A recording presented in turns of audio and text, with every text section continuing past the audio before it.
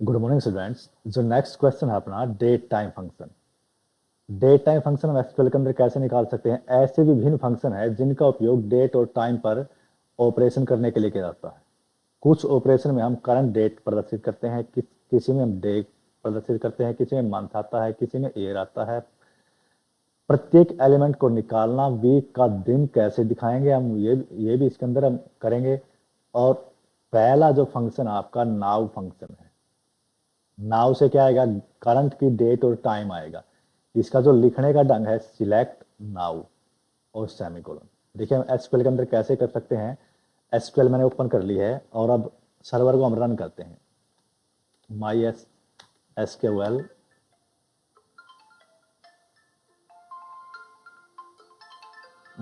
लिखोगे आप। उसके बाद हमें लिखना है यू है यूजर और पी पासवर्ड है मेरा HKCL@8383। एसक्यूएल सर्वर रन हो चुका है। अब मैंने कमांड लानी है करंट डेट टाइम की। उसकी जो कमांड है एसक्यूएल में सिलेक्ट नाउ और ब्रैकेट ओपन बंद करनी है, सेमीकोलन लगाना है, तो करंट डेट टाइम आ जाएगा।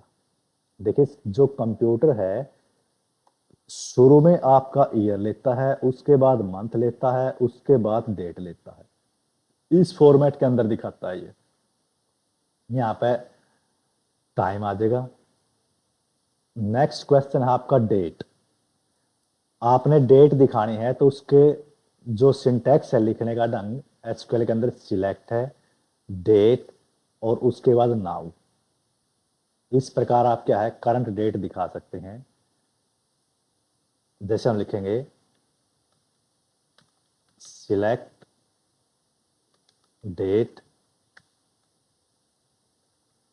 Now,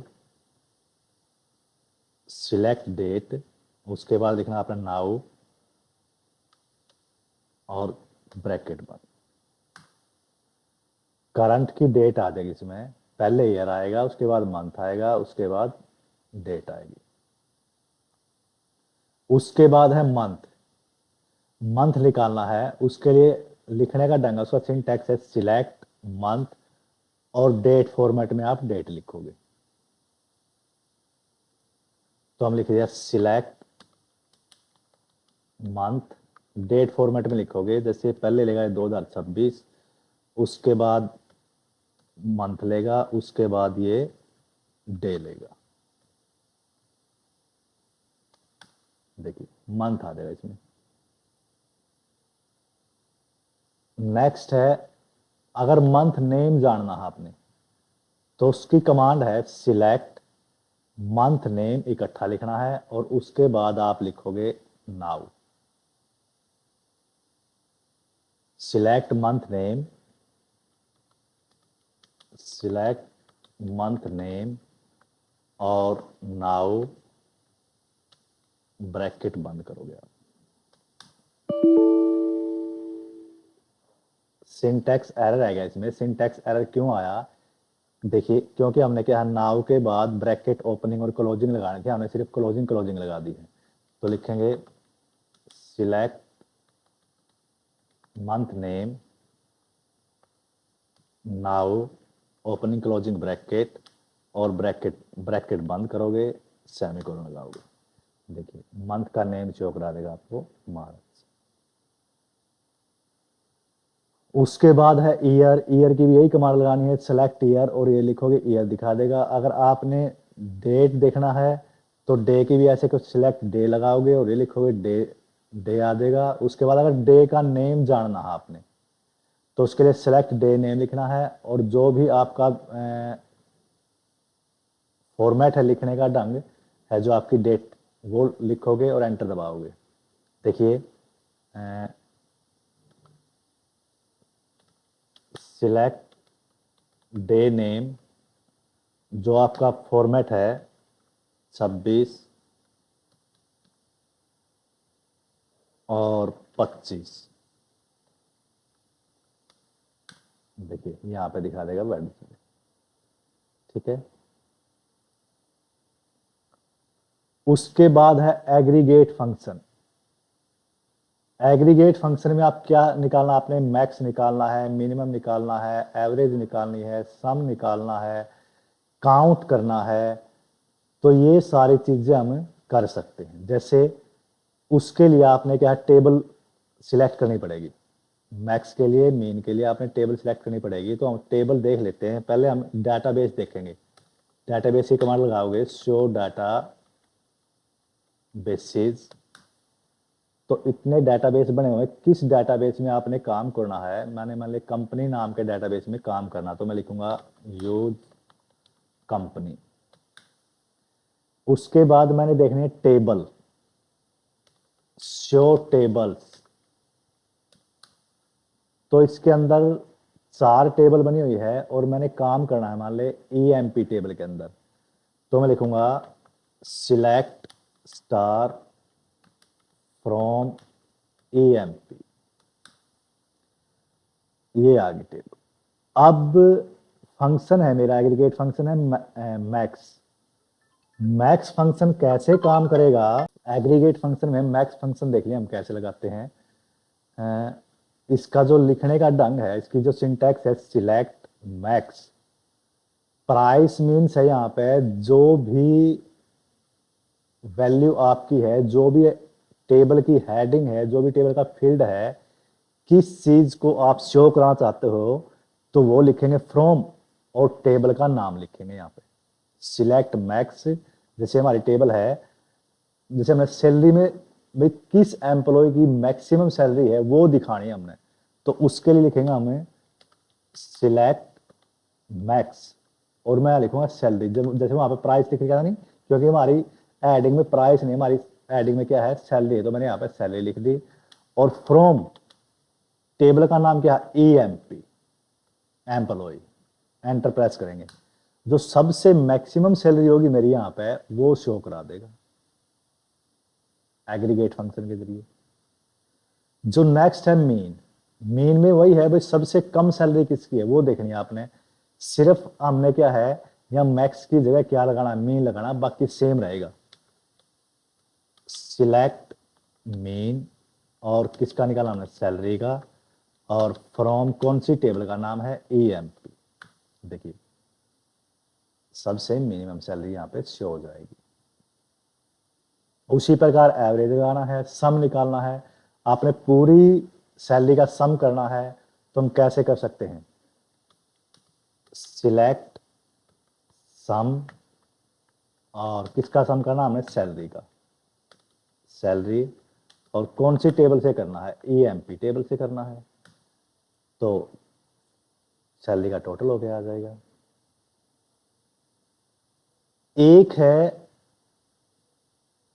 count star.